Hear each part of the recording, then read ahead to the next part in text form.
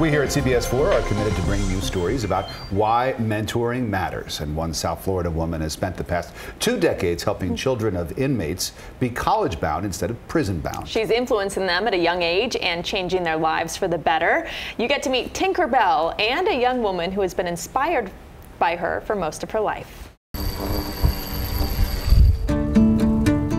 The open sea has often been the setting for special moments between Sundari Harris and her mentor, Paulette Pfeiffer, a woman most know as Tinkerbelle.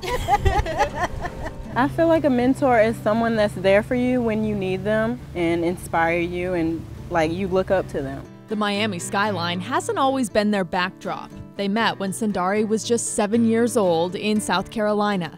Her father had just gone to prison. I'll get sad sometimes and I'll be like, why? Like sometimes I would feel like it's my fault. It was hard. Tinkerbelle filled a void. An interpreter for international narcotics trials, she often thought about the children of the people involved in the cases she worked. In 1978, she began mentoring 12 children of inmates. How many can I really bring home? How many can I take to the theater? How many can I take roller skating?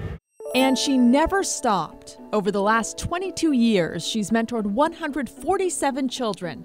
Her husband, who the kids call Grandpa Neil, spends time with them too. It's been great. Her and Grandpa Neil are very inspirational and they've been there with us whenever at all of our graduations and everything.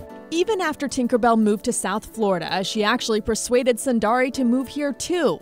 Tinkerbelle connected her with a job at AmeriCorps, and she now serves on the advisory committee for Tinkerbelle's organization, Silent Victims of Crime, representing children of prisoners. I've learned to not be so quick to like shut other people off and try to see what you can find in common with other people. Tinkerbelle, whose parents were Holocaust survivors, thinks that is one of the most valuable lessons life has to offer. Until I was 12 years old, I didn't know that I was a child of a Holocaust survivor.